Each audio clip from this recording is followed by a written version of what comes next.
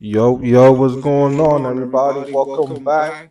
I'm live once again, and I'm gonna do a reaction video to. PS5 SLIM. Like, I feel like the PS5 just came out maybe like almost 2 years ago, but a lot of people haven't bought it. I don't know why, because it didn't make that much. Now it's on the stores. Now you can buy the PS5 and all the stores now, but it wasn't like that a year ago. So they was late with their production, if you ask me. And now they want to them niggas want to sell. They want to sell us a new version, a slimmer one. Shaking my head. Gotta watch this. Not this one.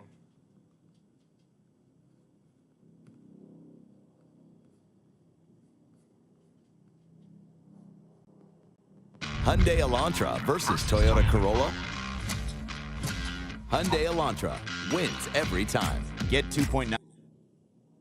Here's what to look forward to in 2023 for PlayStation. Well guys, 2022 is coming to an end, and while the beginning of the year was kind of mid leading up to Elden Ring, which ended up being amazing obviously, and then the middle of the year kind of took a little bit of a dip, and then we got a contentious remake with The Last of Us Part 1. They really rounded out the year pretty well with one of the biggest and best games ever released, Gotham Knights. No, I'm just kidding. I'm talking about God of War Ragnarok. But with that being said, 2023 is looking like it's going to be a huge year for the PlayStation 5, whether you're talking about games or hardware. So for today's video, I figured I'd go through everything we know about and let you know what you have to look forward to in 2023, because I got a feeling there's a lot of new PS5 owners out there this Christmas. So the first thing you have to look forward to next year is the DualSense Edge. This is the long-awaited Pro controller from Sony. People have been really excited for this thing because we've been asking for a Pro controller directly from Sony.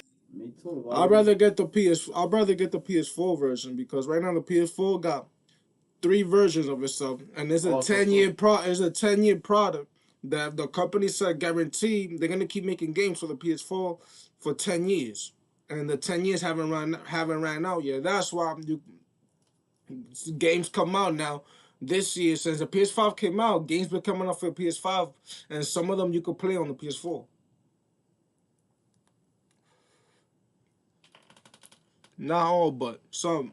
But that's what it is, because the PS4, they have a warranty. They promised the customers. They promised the customers and the policy and the information in the box that the PS5 was gonna be relevant for 10 years. It's been almost like what, 6, 7 years. It's missing 3 more years of life before they switch it to all PS5. But they already kind of did with the new Sony account. You see that PlayStation account now that you pay $5-6 a month to play PS2 game? That shit is awesome. Since the DualShock 4 came out, because a lot of people, myself included, think the DualShock 4 is one of the best controllers ever made. But they completely skipped that generation, allowing Xbox to sort of take over the Pro controller market with the Elite Series 2, which kind of took the world by storm. I actually bought that controller to be my main PC controller, and I've gone through 3 of them at this point because the quality control is so bad. There's little buttons on the back that lock the triggers that just fall off, and then the little trigger paddle switch is really sharp. The paddles themselves don't really fit in after a while. I ended up having to order the entire accessory kit for the controller from Microsoft's support page just to get new paddles, and they ended up sending me like 6 paddles, and they were all for the left side of the controller. So that was a really cool blunder on their part. Also, all the magnetic components like the sticks and the D-pad tend to lose magnetism over time, so they sort of fall out of the controller in the case.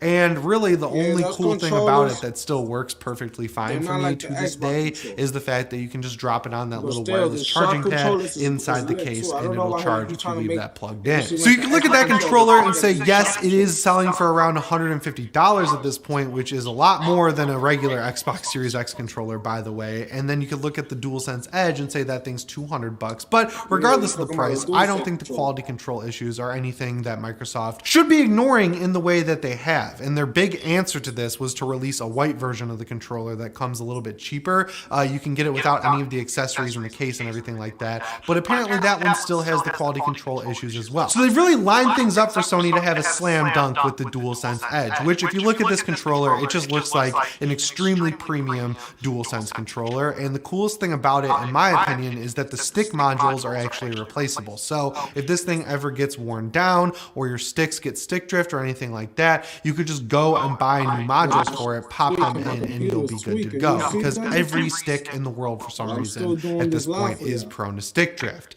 It's also going to be heavier. It's going to have weights in it. It's going to have different sticks. It's going to have paddles. Everything that you would want out of a DualSense Pro controller is going to be included in this one, including a carrying case, which I think is really cool. The one thing I hope it does have over the DualSense that we have now is a better battery life. That's one of the cooler things about the Elite Series 2 is that the battery life in that controller is a lot longer than the actual Xbox Series X controller's battery life, and also the fact that you can recharge it. But that's not something we have to worry about on the PlayStation 5 because we have rechargeable batteries. Despite the fact that they are rechargeable though, they last not long enough at all. So I would really like to see the DualSense Edge have much longer battery life than what we're seeing in the regular DualSense. It feels weird to call it the regular DualSense because it's still a premium controller with stuff like the haptic feedback and the adaptive triggers, and it also costs $70. But if you look at this thing and say, oh, it's $200, you can see why this one's being called premium and the other one's being called regular. So this thing will be out on January 26th. There's no word at this point if it's going to be in stores and you'll be able to just walk into Best Buy and pick it up like you could with an Elite Series 2 controller, but I would expect after a few months, if it's not at launch,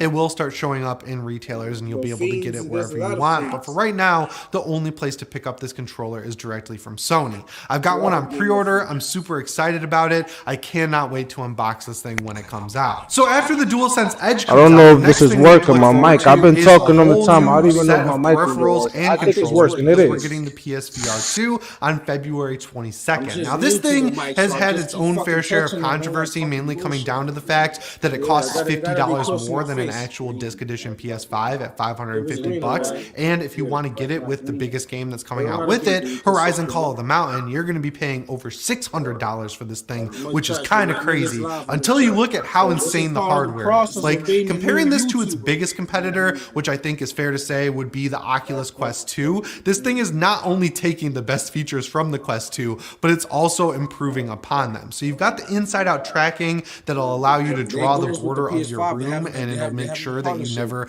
punch the wall or step outside of that boundary, because the actual headset itself has cameras inside of it to make sure it knows what's going on around you, which I think is cool in itself. It's also coming along with controllers that look like they're going to take the best features from the best VR controllers, which are the Valve Knuckles, and then some of the better features from the Oculus Touch controllers, and they're combining them along with the DualSense controllers. So they're called the Sense controllers. They have adaptive triggers, they have the haptic feedback, they have awesome tracking that the headset itself uses to track what the controllers are. So overall, if you're going from the PSVR 1 or really the Oculus Quest 2, this is going to feel like a massive upgrade for you. And at launch, the lineup is decent. We are getting a Dark Pictures. I'm waiting till 2024, 2025 to buy the PS5 SLIM. Because by that time, the price is going to be knocked down.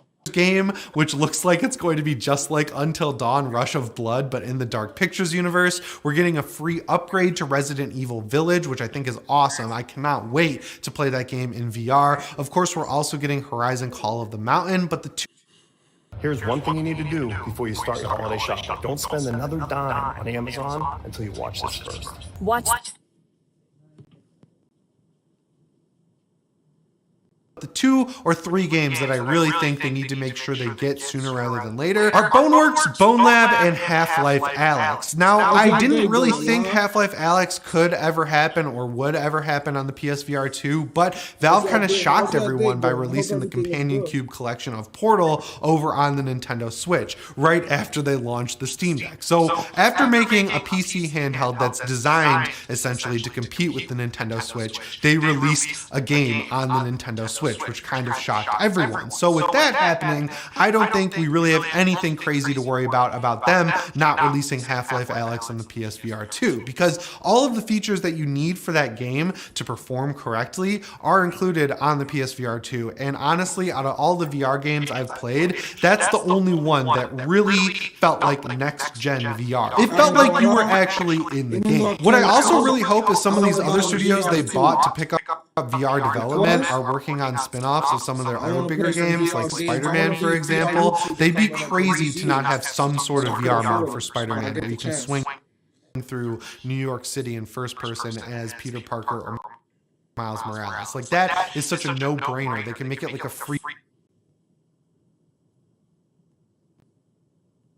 DLC upgrade that's like, hey, if you buy Spider-Man 2 on PS5, you'll also get this free VR mode that lets you swing through the city and maybe punch some bad guys. Like, I don't know, they could even do a full game like that. There's also their Iron Man VR game that was a first-party Sony game. I'd love to see a PS5 version of that. They really got to figure out how to navigate this upgrade path, though, because that's the one big thorn in their side with the PlayStation VR 2, which is that any game that's on both systems, there's no free upgrade path. So if you bought Moss, for example, on PSVR 1 and you plan on buying it on PSVR 2, that's just buying the game once again for full price, which is kind of frustrating. Another weird thing is that unlike the PSVR 1, there's only going to be digital games for any way from using something like the Epic Game Store, the Xbox Game Pass Store if you're using Windows, or any of the other stores that are available on Linux. So yeah, if Sony comes out with a launcher, I would assume it will run on the Steam Deck, and I would definitely switch over to using it because Sony has been teasing it for a long time.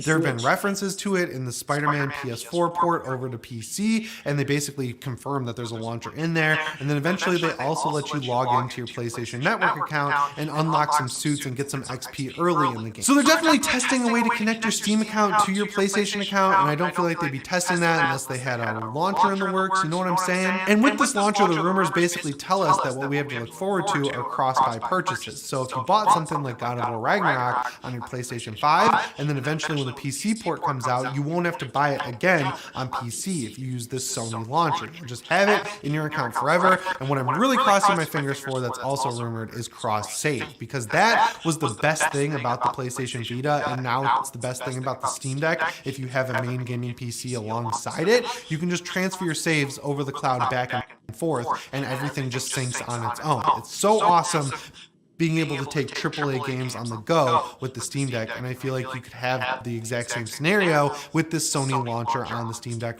or your main gaming PC, having your saves bounce back and forth from the PS5 to that console or PC. As for when this could come out, there's a lot of like space in the middle of the year. I could see something like this happening around the summer, because at the beginning of the year with the DualSense Edge and the PSVR 2, they've kind of got their hands full with doing PR and releases and things like that. So releasing this around the same time as something like Forspoken or Final Fantasy 16, I could definitely see that happening. There's also the big gap between, I think, June and whenever Spider-Man 2 comes out. So there's a lot of time in which they could release this launcher next year, but I would say it's a done deal that it's actually coming, because it is leaked so many times at this point. The next thing we have to look forward to. That was enough. Yeah. Basically, I'm gonna wait until the PS5 till it goes down the price, until the Slim comes out, until the Future comes out, you know? Hopefully it goes down the price by 2024, 2025. Until then, I think we're sticking with a PS4, you know, even with a PS3. It'll be fine with that, because it does the same thing, you feel me? Especially with the PlayStation account that you can play PlayStation games. Shit is fucking cool. But anyways, I hope you enjoyed this live. I want y'all to enjoy your weekend, especially. Try to stay positive during these hard times. And shit, I gotta go. That's it. You know what I mean? I want to stay here longer with y'all. In the future, I am. For sure, but you know, a nigga's busy with responsibilities and stuff like that. But anyways, comment down below what you think about the PS5 Slim coming out, and what you think about it. Like, should you get the PS5 now with the disc? Because the PS5 Slim and the future PS5 is coming out, they're not gonna come out with discs no more, and they're gonna stop selling the PS5, the original one. You know how they do it, but it's up to you to decide what type of system you like. You could go for an Xbox. I like Xbox too. I'm a Microsoft fan, but I like Sony too. I wish they could do that partnership. They gotta collab way more. I'm definitely waiting for that VR technology. I wish I was in the VR right now. Every time I'm on YouTube and I'm on live, I feel like I'm in a virtual reality. Sometimes I feel like I'm talking to myself, but then I'm end up talking to people. Like on one of my videos, I end